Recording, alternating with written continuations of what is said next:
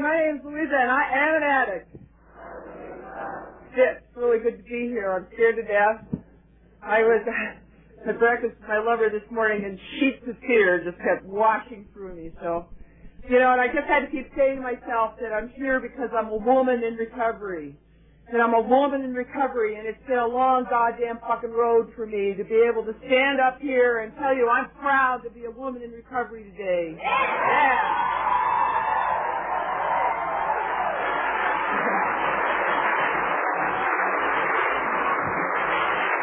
And then I'm just going to give one sentence to my history, my using history, because I really want to talk about the issues that in my experience and sponsees and sponsors and stuff face us as women in recovery. I just want to tell you I do qualify to be here. I'm not here because I knit too much on the weekends. I'm not here because I thought about doing drugs. I'm an addict, hope to die, did drugs for 20 years, and I got to you and I got to this program in February of 1983, and I was sick. I'd been a prostitute. I was a thief.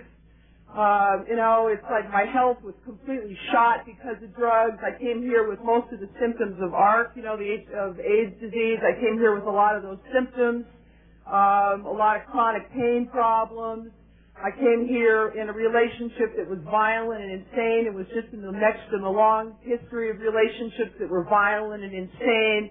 I had no idea who I was. I came here with 3 different kinds of herpes, which, thank God, I still have.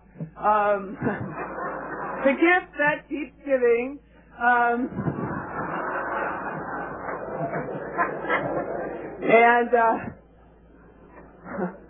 And there are a lot of kinds of things that I didn't know how to talk about at meetings, including that.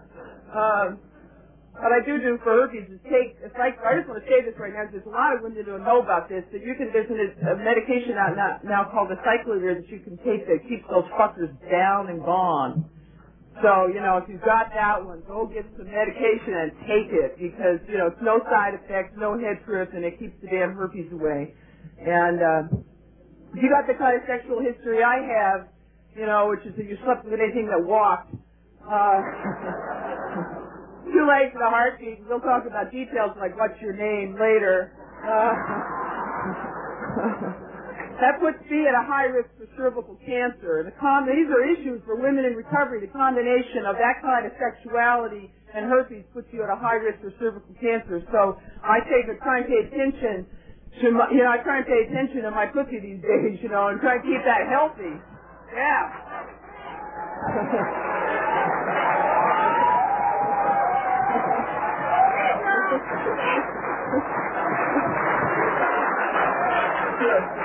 So anyway, look.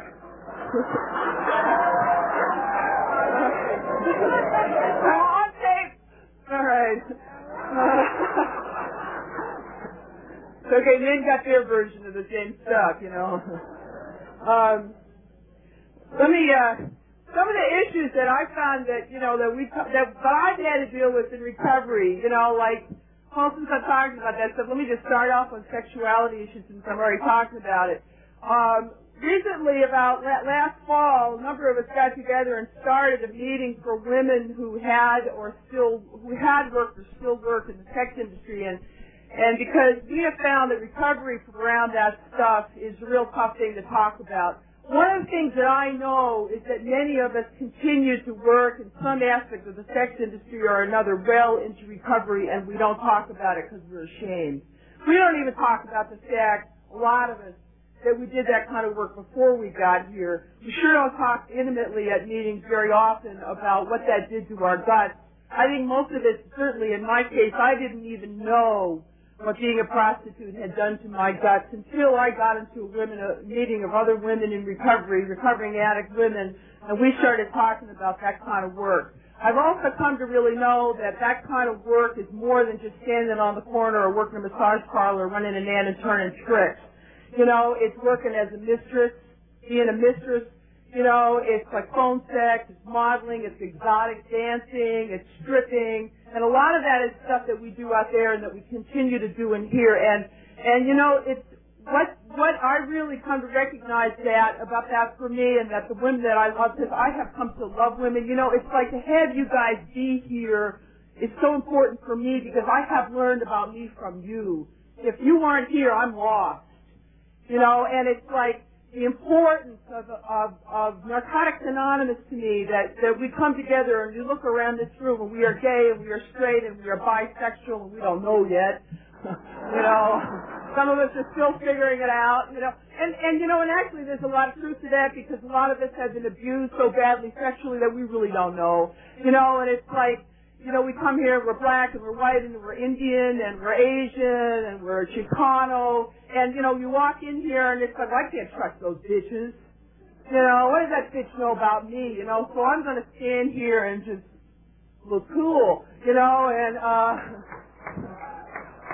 yeah, you know, and I'm going to do my trip with the men, and I'm either going to, like, I mean, I'll tell you about clothes, some of the trips I've gone through with clothes. Either I've gone through stages of recovery of the dress like a whore still, you know, do that number, or else just all baggy clothes. Don't look at me. I haven't got a body. Not me. No body. Right? You know, because there's that kind of shame, you know, and I'm either in a lot of makeup or I'm in no makeup, and you know, hair or no hair, you know what I'm saying, and I got a little pink in my hair today. I did a little pink for y'all. Yeah.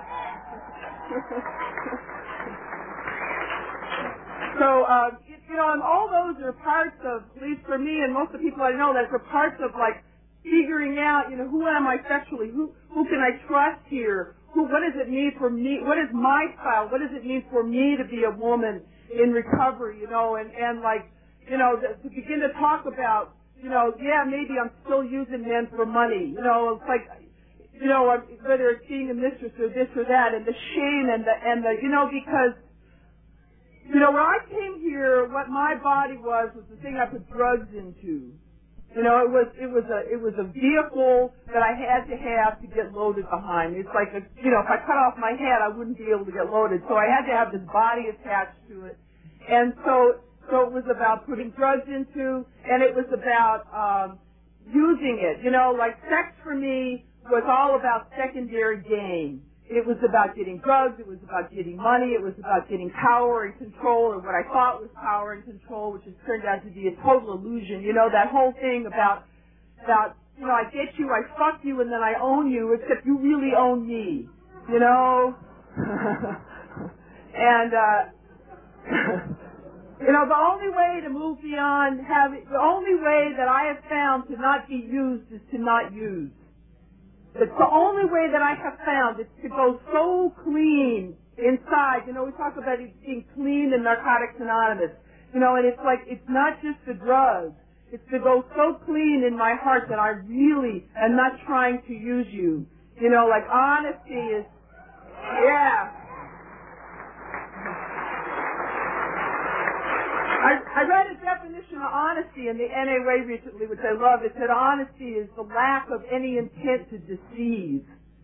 You know, and that means I tell the truth. I'm the kind of liar that generally, you know, it's like it's not so much that I say I was a Barbara when I was really over with Deanna. It was more like I just won't say anything. You know, I tend to lie by just not talking about it, not saying, gee, I'm really uncomfortable right now. I really don't feel like having sex. I really feel distant from you right now. You know, I'm really not feeling comfortable with this. That's the kind of lying that I did a lot of. So it's like, how do I move beyond that into not having any intent to deceive? And one of the places where one of the ways, the thing that's been so important for me to be able to move to that is to come to peace with this body as being the temple of God. See, God lives in here, right in here, in my heart, just like God lives in every one of your hearts, or the goddess, whatever you call that for yourself. You know, because it's like, I'm up here, you know, hi God, this is God. You know, it's like, that's what allows us to recover here. So if I can come to view this body not as this instrument of secondary use, but somehow a holy temple, you know, and then I can begin to not have the shame about the sexuality. You know, it's like begin to move into I mean, let me just tell you the truth. It's like, for me, I have always used fantasies, S&M fantasies, to be in bed and not be there. You know, drugs were a great way to be in bed and not be there. Fantasies were a great way to be in bed and not be there. S&M fantasies, the kind I ran, I wasn't even in this century. I'd be back in some 18th century. So, you know, I didn't have to, I mean, I could fuck anything that walked because I wasn't there. Just give me the money, give me the drugs, you know, or tell me you won't ever leave me. I don't really care what the relationship is like as long as you tell me you will never leave me. Yeah? You know? And I will put up with incredible amounts of humiliation and violence as long as you won't go. And see, that's not part of my life anymore. No way. Yeah.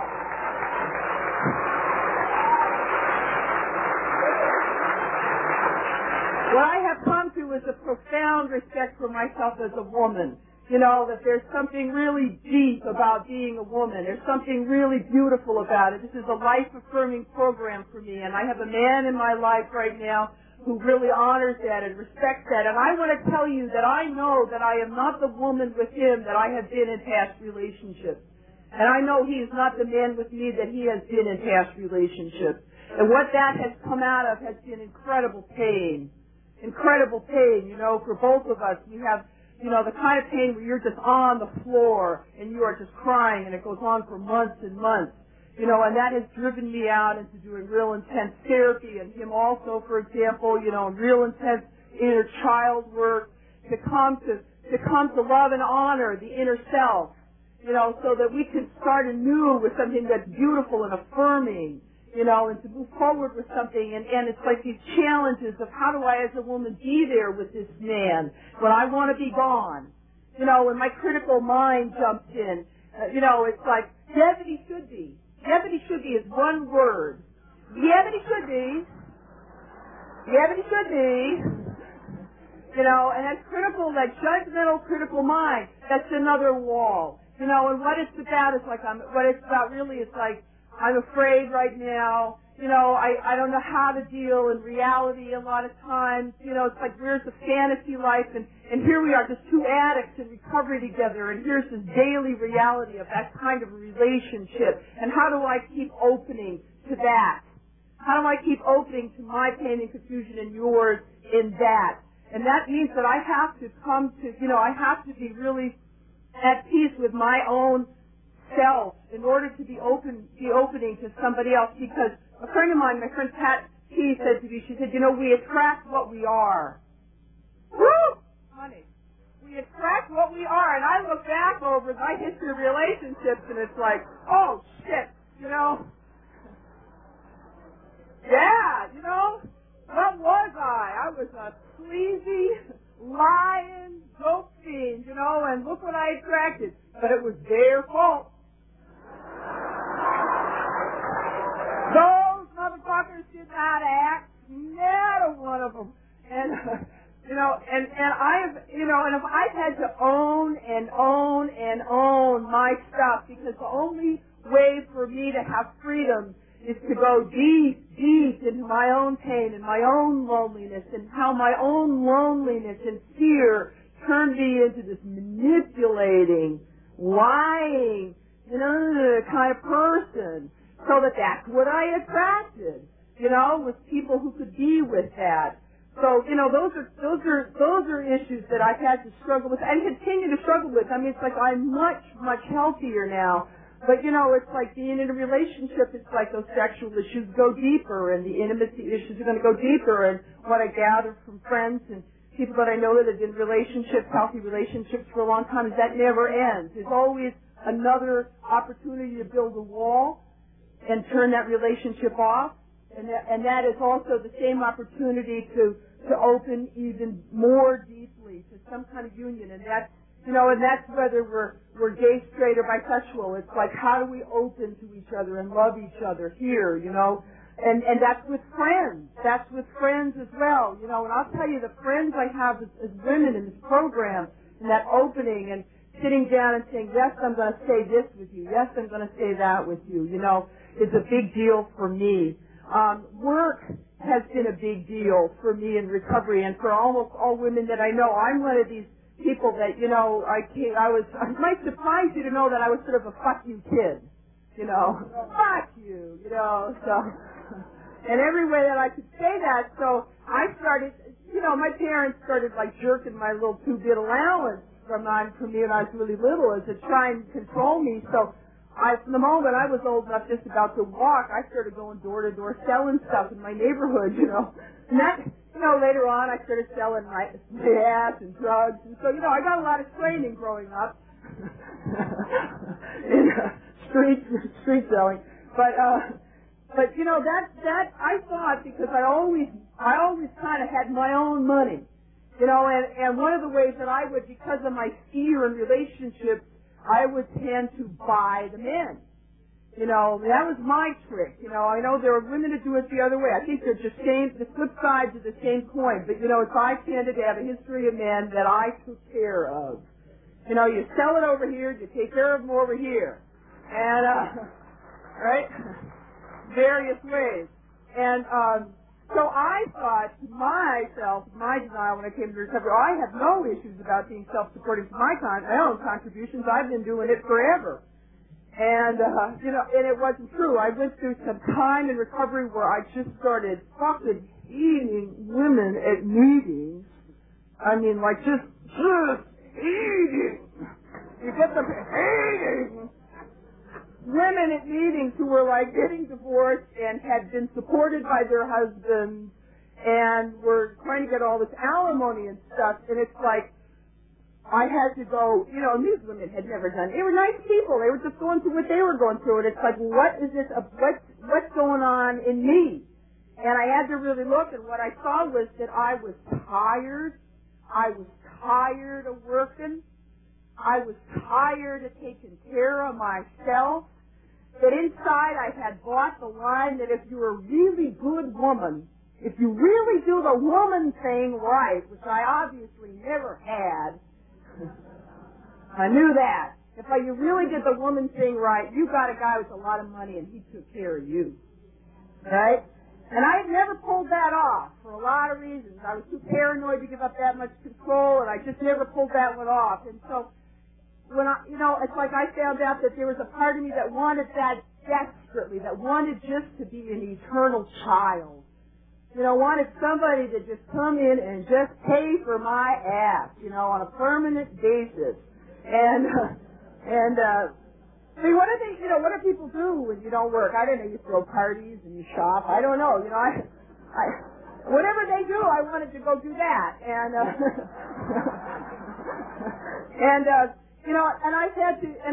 that's another aspect of feeling a sense of self-respect about being a woman, is that you have a feeling of, no, it's okay, I can feel good and comfortable about the fact that I do work, and I do earn my own income, and I pay my own way, and I stand equal to my partner financially. It's like I'm not beholden. And, it's like what I see here in recovery is I see us going back to school as women. So many of us come in here, we've been beaten up, there's been incest, there's been all kinds of abuse, terror and fear, we don't have any sense of who we are, and we go back to school. And we start to work. We start to find out we have minds. We can be creative and strong. It's like right on to us, right? Yeah. Yeah.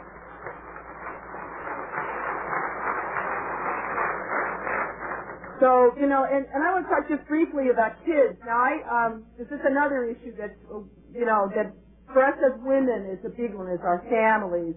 I had myself personally so much terror about parenting because of things that had gone on in my family, and I had so much fear about not knowing who the father would be, and just a lot of fears. That what I did when I was loaded was I went and had my tubes fried so that I couldn't have kids. When I came into recovery, I had to go through some periods of intense grieving about that because I never felt it when I did it. It was just another opportunity to go in the hospital and get drugs, sort of, It was just kind of everything, it's like people said to me, well, how do you feel about this? And It's like, how do you feel about this? Can you imagine when you're loaded, how do you feel about this? It's like when I was in recovery and I first started seeing an OBGYN about CNS and cramps, I noticed I had cramps. And she said to me, and Dr. Fischella says to me, what did they used to be like? And I just looked at her, I just started to laugh. And she knows I'm an addict, and she goes, oh yeah, of course, how would you know? It was true. I had no idea. I mean, oh my God, there's an itch on my finger. I'm the big up. So anything that looked like it might possibly turn into a cramp was, so. So anyway. So shit. But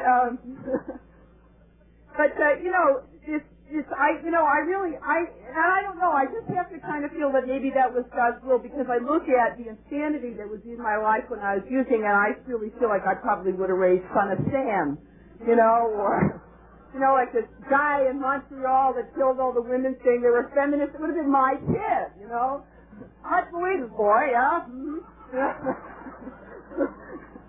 Had a great mother, so I don't know, maybe there's some God's will in that. With my partner recently, there's been some grief about that, because it's like I'm going to be 43 next month, and, it's like for the first time I feel like I'm with somebody that I would want to have their child. And so there's been some real grief because it's too late.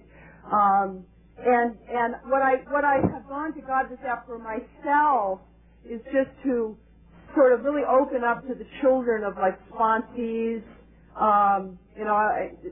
because, we are family here. This is family, and this little nuclear family thing is just fucked. It's just, it just doesn't work, and it's much too much of a burden on one or two parents to try and raise kids alone. So it's like to reach out to each other. So I'm taking in kids from sponsees, and then my partner has a son, so I get to spend a good time with him, and I've had children in my life before, but like now I'm conscious, I'm really conscious, and I'm noticing the kind of time and energy and attention that I'm willing to really put into children, and I just feel with my sisters in this program the pain that a lot of us have about our kids. It's just maybe it's the deepest pain is the pain about our kids here. And it's so important that we share about that, because again, wherever there's such deep pain, there's a tremendous amount of shame. And what I don't talk about will kill me. What I won't talk about will grow and get ugly. But if I talk about it, it's like, yeah, what do we know about being parents? It's like, where did we learn that? So to share that with each other and to reach out, and I'm going to close because I want Barbara to have lots of time to talk to her, because I really want to hear her. But I just want to, I do a Buddhist meditation practice, and Buddha said two things that I really like, that I use a lot, and one of them was just, no matter how far in the world you will travel, you will never find anyone more worthy of love than yourself. Yeah.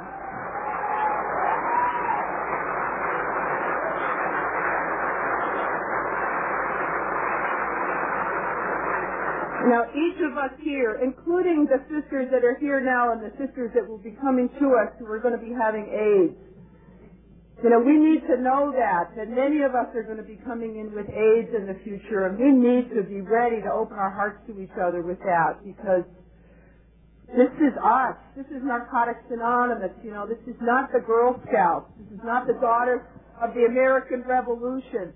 We come here as women who have done all the things that they told you never ever to do. We have no place judging any of us. Not us. Not us.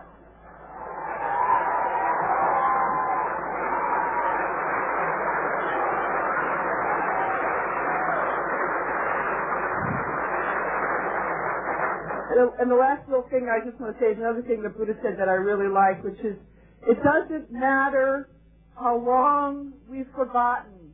It only matters how soon we remember. And so let's remember here that we are beautiful, and that what we have is each other, and that we need each other. I need all of you so much, so thank you.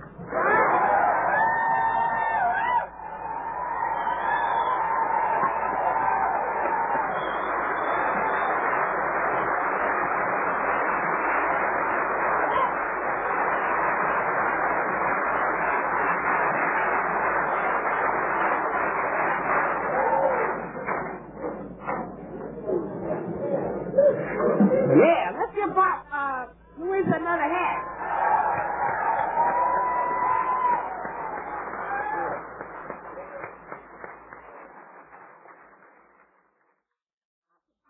Powerful lady. You know how powerful. I love it. This next lady doesn't need much introduction either. I heard her, you know, she's been involved in my recovery a lot too, you know. And the last time I heard her share, she rocked the house. You know, we were at a meeting on Saturday morning in Oakland, and God said, that's her. Get her for the meeting. And the thing that touched me was that she said, I said, Barbara, you know, I'm on the program committee, and would you consider being one of the speakers at the women's meeting? And she said, Jan, check this out. I would love to speak at the women's meeting more than I would love to speak at the Saturday night main meeting for Narcotics Anonymous.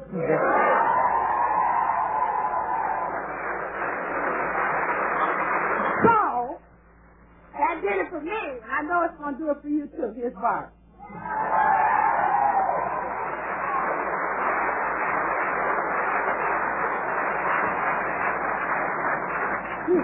Hi, I'm Barbara. I'm an addict. Hi. You know, I was sitting here and just feeling all the energy in this room, and the thought that came to me was, you know what? I could have missed all this. You know what I mean? I could have just fucking missed all this. And I feel so just happy. I just feel so happy today. It's better than any drug I ever took.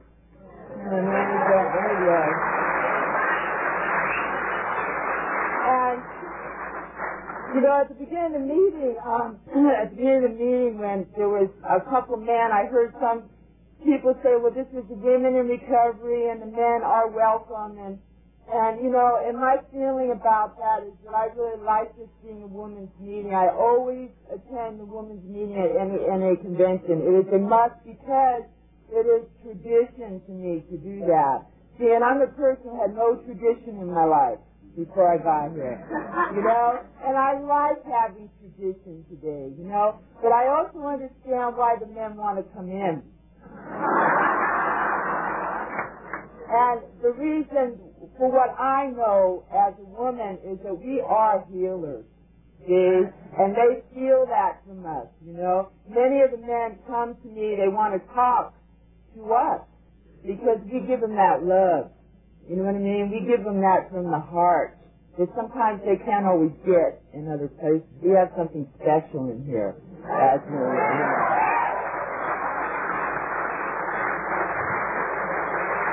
I don't know. I don't want to talk. How long do I have? 42?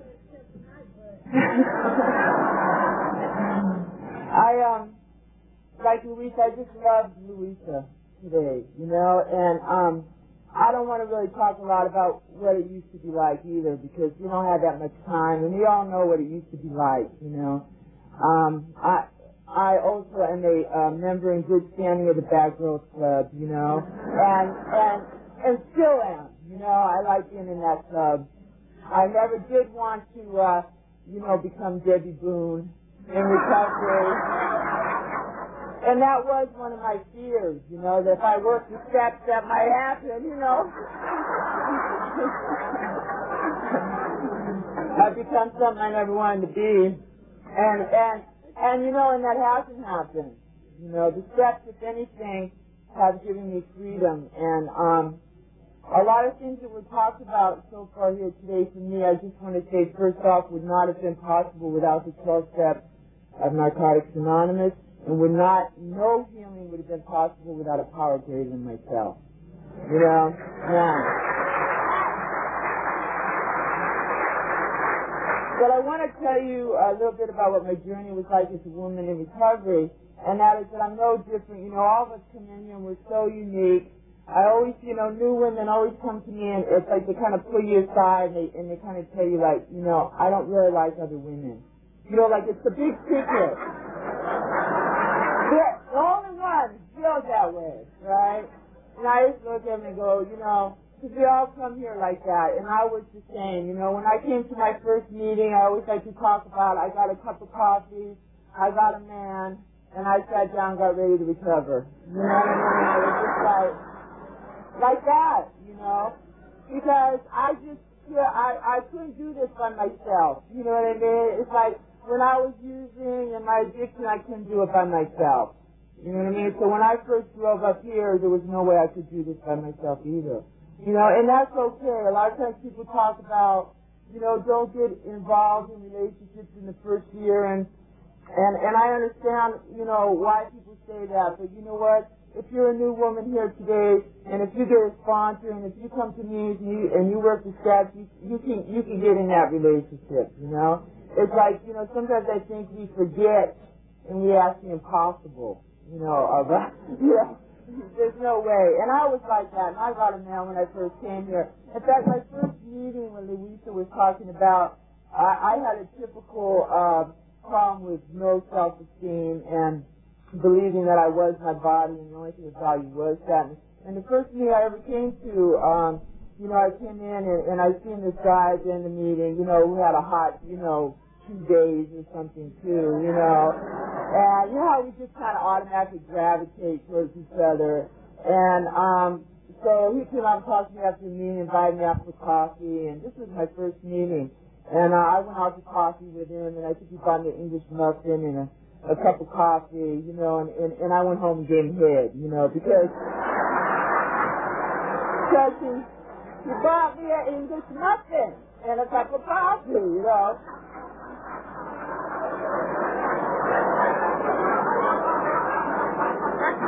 I always say that, you know, like, you know, those guys who sell the cheeseburgers, you know, it's just simple, that'll give it away. But, you know, now, you know, I have a lot more self-esteem, and you probably have to buy me steak and lobster, you know?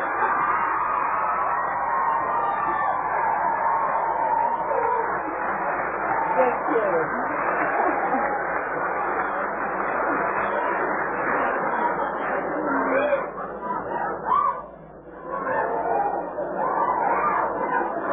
But I got here like that. But you know what I'm very grateful for today is I did come here beaten. I came here beaten. And I came here, something had died inside of me. And that's the only way I know how to say it, is that something had just like died inside of me. And I didn't have any strength. I didn't have a lot of ego left when I got here. I was just beaten and I was just tired and I didn't have no place else to go. And I'm really grateful that I got here like that, because it made me teachable. You know, and I know that you understand as an addict, it's real hard to get teachable. You know, the dues that we have to pay to get teachable to get here are incredible. You know, but I was in that state, and I'm grateful, and what that allowed me to do was to be able to hear some of the suggestions that people talked about. And one of those suggestions was to get a sponsor. And if I could say anything today, I always talk about my first sponsor, always at a meeting, because that's what saved my life, was that first woman who became my sponsor. And I didn't even pick her. So a guy, I went up to a man after a meeting, you know, because, of course, they'd know, right? You guys are going to know. And I asked him who would be good. I need somebody, you know what I mean? And he gave me this woman's phone number. He said, call this woman, and this woman's name was Val. And I had never met her, I had never seen her, but I was in a lot of pain. I was so fucking uncomfortable in my own skin when I cleaned up. Oh, I was detoxing still. I didn't have enough sense to go to a detox. And I was uncomfortable, man. So I called Val up and said, hi, you know, this guy gave me your number. And there was something, you know, I really believe that God works in her, because there was something about Val's voice on the phone. She had this soothing, real comforting kind of voice, you know. And there was something about her, man, that made me feel like it was going to be okay that day to not take nothing. You know how it is, we get here and we're in that first 24 hours. Man, that first 24 hours, it feels like 78 hours. You know what, if you don't take nothing just for today, when's just for today going to end? But, so I can maybe get a few hours sleep, so I can maybe get up tomorrow and do this all over again. But, go to another meeting, you know. And somehow Val made me feel like it was going to be okay. And Val said, you know what, meet me at this meeting. And she started to, I met her at the meeting, and I even liked how she looked. And she told me a little bit about herself. And she had been in a lot of places that I hadn't even been. And she was just, I don't know, she was just beautiful to me. When I got here, I could not reach out to all of you. When I came to meetings, I didn't feel like I was home. I feel like I'm home today, but when I got here, I didn't. You all looked threatening to me. You know what I mean? I didn't relate to you. I thought I was different. I was unique in my feelings, in my thoughts, and I didn't want to tell you about them. But somehow Val, I don't know, I just thought I could be okay with her. So I connected up with her, and she used to make me come over to her house once a week. Wednesday night was my night. And she would take me, and I would go in her house, and she just rented this place. It was like, a 3-bedroom apartment. And she had an old man, and she had one of the 7 kids that had been taken from her back in her life. And I go to Val's house, man, and she had one of them nice houses. Where you go in the bathroom, you have little matching towels and face cloths and little soaps, like shells. Just for decoration in the dish, little pictures and everything. And I don't know about you guys, I had been in places like that a long time where everything looked like home, And I just go in there and feel safe, man, at Val's. Like, she'd take me in the back room and she would open up the book and she would start to talk to me about the 12 steps. And she started right from the beginning to talk to me about God. You know what I mean? Like, she told me, so, you know what, Barbara? You are too sick to come to meetings and just drink coffee and smoke cigarettes now. You know what I mean? You are not going to hang if you do that. You have to change. These 12 steps will give you a spiritual transformation. They will change you inside so you can be comfortable in your own skin so you can stay. Now, I'm going to tell you what. I've been a lot of places and done a lot of stupid things, but I was no dummy. You know what I mean? I was no dummy. When she spoke truth, I heard it. I knew she was right, and I didn't know what that meant, the steps, what that was, but whatever it was, I wanted to get some of it, because I wanted to stay, because I was tired. So Val started me on the journey of the steps, and she started to talk to me about the power. And she talked to me about a lot of things, and you know what, really the point is that my first relationship with another human being was with that first woman, with that sponsor. And Val, for me, was my higher power. She was the mother I never had. You know what I mean? She was the uncritical mom. She was the loving, accepting mom. And whatever I told her, I was okay in her book. I never had that growing up as a kid. So it was really, really special for me. And she told me a lot of things, everything I know from you guys. Everything I've learned from you, and everything I've learned in the steps. But Val would tell me a lot of stuff back then that they didn't even have in those days. They had none of these other programs. And I swear to God, the power used to just channel through her, man, because she used to talk to me about the little girl inside me, And this was before people were talking about that shit, right? And she'd tell me, she'd say, you know what, Barbara, the only honest one in there, because she talked about all the personalities, right? Which I love, because finally someone was speaking, so it was like, oh, she talked about all the people in there, and I understood that. I always thought I was nuts, and she was the first one who said, no, they're little people, and they all have something to say, and I went, great, like, it makes sense to me. But she said, the only honest one in there is the little girl. The rest live in fear. The rest live in self. And the only one who's true in there is the little girl. And when my little girl used to come up and talk to me, I was committed, she'd come out and she'd tell me things like, if I came into rooms like this, she'd come out and she'd go, we're scared, we don't like this, there's too many people, you know what I mean? Like, she'd have a little small voice like that. She'd be frightened. And how I would deal with her is I'd tell her, shut up. You know what I mean? Bad. Talk to my little girl bad, like child abuse, she couldn't tell me nothing. I'd be like, try to shove her down.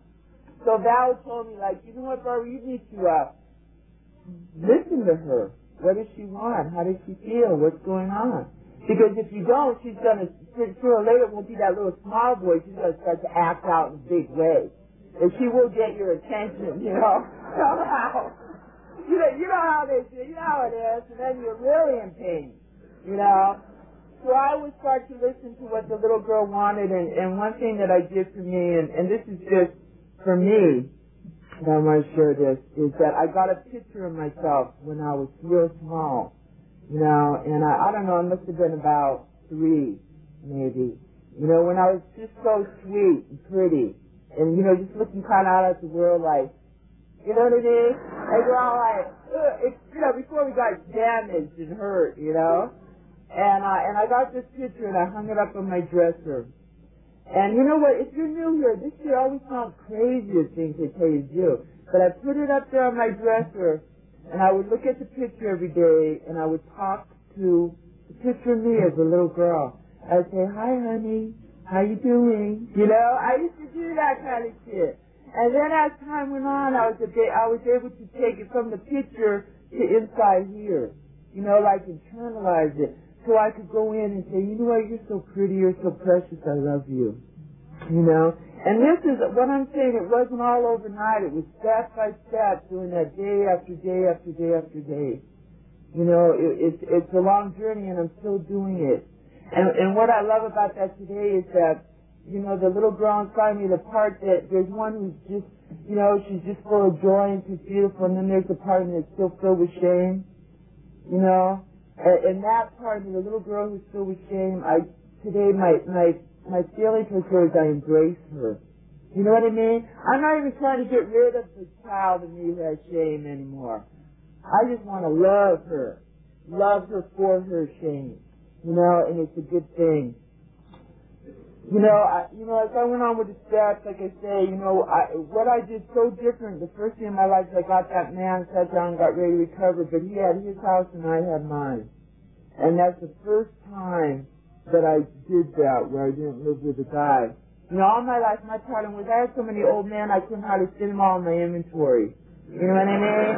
I would meet somebody on the corner in a bar, we'd move in and live together for the next 3 to 6 months. You know what I mean? 6 if we were lucky, you know? And this time I didn't do that. I got me a little room to rent. And I had all these little, I moved like 6 times in my first year, and I had these little rooms. And I got a job working on an assembly line. I was not someone who worked, you know? I was on SSI, you know? And that was my big hustle, to be on SSI, for being nuts. And I got this little room, and I got this little job on the assembly line paying $3.50 an hour. You know, and I mean, I lied. I gave him a phony name, social security number at this job, because I didn't even think I'd be there that long. But I started to go to work, you know, and I started to get my little paycheck and pay my rent, my room, and, you know, all those kind of things that in the beginning felt so hard. You know how we get here now? All that stuff was hard for me, because it was 180 degrees out from where I came from. I was like, Louisa, give it to me. Take care of me. Somebody do it for me. I don't want to have to do anything myself, man. And I found in recovery I have had to do it with your help. So I would do this. I get my little room. I pay my rent, you know, and I'd go see this man on the weekend in his house, you know. And I loved going to his house on the weekend because, you know, he had a nice house. I had this little room, no TV, no phone. You know what I mean? There was just not too much stuff. And I'd go over to his house, I'd lay up in his bed and watch his color TV and eat all his food and ride around in his car, because I didn't have a car, you know. And I remember I used to call my sponsor and talk to her about this guy. You know what I mean? And she would tell me one day, she said, you know what, Barbara, you use sex as a power thing. You know, and you use sex as a power thing with this man. And you know how our sponsors smell that shit and you get real offended? You know, they're like, I mean, they're supposed to, you know, by now, me and Val were tight, you know, and it was just kind of like all of a sudden like, wow, And I said, no, I love this man. You know what I mean? Told her, no, I love this man. But the truth was, I found out later, yeah, I did do that. He was like the reality of being clean and having to show up and be a productive member of society. I needed some place to go escape on the weekend, man. It was like rough. You know, it was like, it was hard. So I would go and do that, but the difference for me was I started to get something for myself. I started to get some self-esteem because I was doing those things, because I was having my own little job, and because I was paying my rent, and all that kind of stuff, and I've had a lot of history, like, in recovery, too. It's been a long, slow process, you know. Thank God for the steps, man, and inventories and a loving God, as I understand Him. But I know when it came to the part of my inventory about the sexual part of the 4 steps, I left it out. And I figured, like, it ain't none of your business. It wasn't even Val's business, you know what I mean? It was like I didn't want to write about it, and what I couldn't own at that time was I was in a lot of fear about writing about it. And so what happened is I went along this program for about 3 years with no sexual inventory, and still doing the things that I did.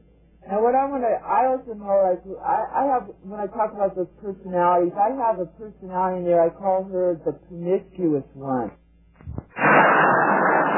You know, you're going to try and do things different this time, right? And then she comes out, and she's just, like, raw.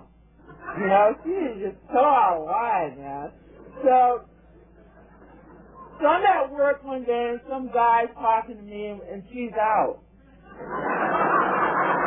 You know, and I have a rule, never mess with nobody at work, right? And so she's out, and she sets up this incredible fantasy with this guy. What we're going to do. He's going to come in through the room in through my window at midnight, you know, crawling in my bed and all this kind of shit. You know, I don't know what she was up to. But the guy showed up at midnight. I don't even know this man, right? Crawls through my window, and the only one who's in the bed is the little girl.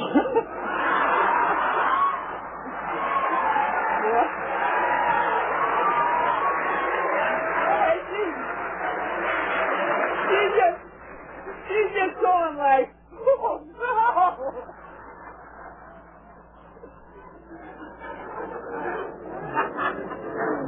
And you know, the point of this, and this is like kind of how my recovery has gone,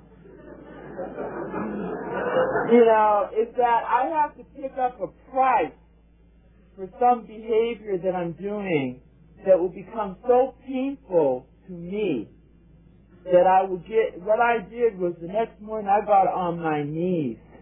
I called Val, and I can't tell you, like, that ain't no big deal. I mean, I've had sex with so many people, so many ways, so many different places. So what?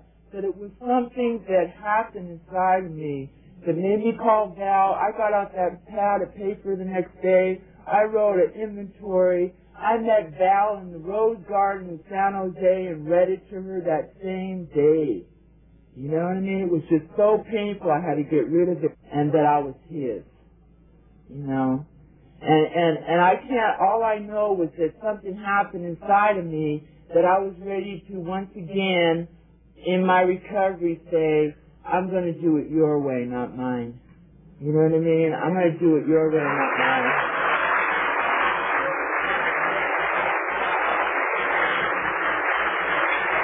And, you know, and so, you know, so that started me on my first celibacy trip, you know. Yeah, we go on those. I'm going to be celibate, and I'm just going to learn to be your friend, you know. But you know what I did? I did do that. I stayed celibate for a long time, man, over a year. That time. Yeah, there's been other times that ain't by choice, you know. I have women come up to me and go, God, I'm so horny, I haven't had sex in 2 months or something. I just look at them like, you don't have a right to complain yet, man. That ain't that, you know what? But what that started for me, and this is what I'm talking about, for me it's all a spiritual journey. See, I come here and I may think I'm doing this and I'm doing that, but the truth is that I'm on a spiritual journey. And I believe that's why I'm even in narcotics, was brought to Narcotics, and why I'm here. You know, and it started this journey of where I was going to start to do more healing within and start to meet some men and be their friends. And all I know is that, you know how it is for us when you go through these things, painful experience in recovery, and then you take it to the steps, you take it to your sponsor, and then you take it to God, and all of a sudden you realize that you are not going to be the same anymore. And I've been, and sometimes when I have those heavy lessons, the power will bring it to me one more time. Like he'll bring in this guy who's the kind of guy, the kind of guy that has big muscles, tattoos, convict, kind of, guy who ain't going to do nothing but give you grief, kind of guy. Give you long grief. But looks so good, has all that exciting stuff about him, and he'll bring me in one right away to see if I get the lesson. You know what I mean? And I realized I did. I got the lesson. And that's what I'm saying about this power, man. I'm so grateful. I can't do this on my own. I can start out and say, I'm going to do it your way. But without God's help and your help, I can't. I am powerless. I am powerless.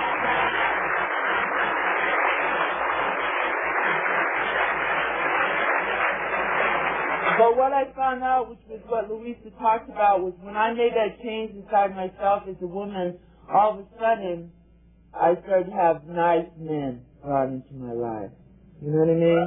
Men that could give me something emotionally, spiritually, physically, all of it, financially.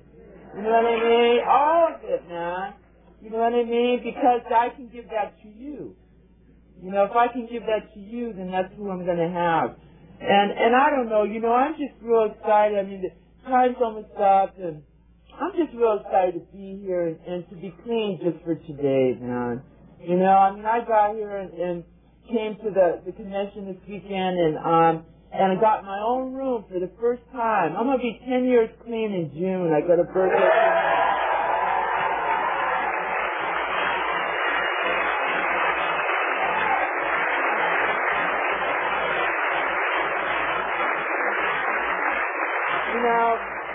And this is the first year I had, me and my honey had our own room. You know what I mean? That's a big deal. Now, I'm still a poor woman. You know what I mean? And maybe it won't always be that. I was born a poor woman. I've been a poor woman in my recovery. Hopefully someday I'll have some money, but right now, so I'm excited. I get excited to come here and go up in the room and go, look, there's a TV in the bathroom.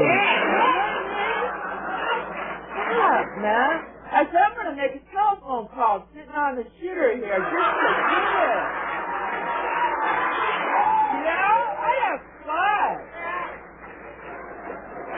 I have fun. But you know what? It's like when I talk about being poor, I'll tell you what, Narcotics Anonymous and you women and the men and all of you in the steps and this loving God, I am a very rich woman in spirit. Very rich.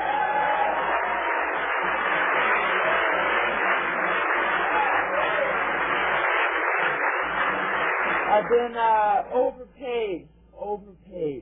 I came here just looking to not take nothing, just to not take nothing and maybe be crazy the rest of my life, and instead I've gotten so much more.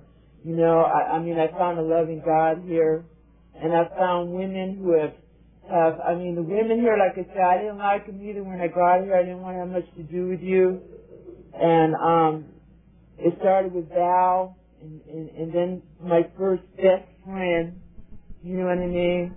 And what I found is I found out who I was through you. And you guys have been willing to hold me, to rock me, to love me, when I couldn't love myself. And you gave me that. I got my tissue here just in case I had to cry. And you have healed me. And, for the new women here tonight, just keep coming back and be who you are.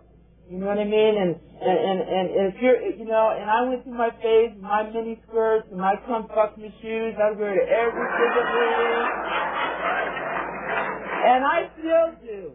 You know what I mean? Because what I found out here through myself and through the steps is that I can be whoever I want to be. You know what I mean? I can be anything I want to be. You know, dreams do come true here in Narcotics Anonymous. So thank you for letting me come to share. It's been such an honor.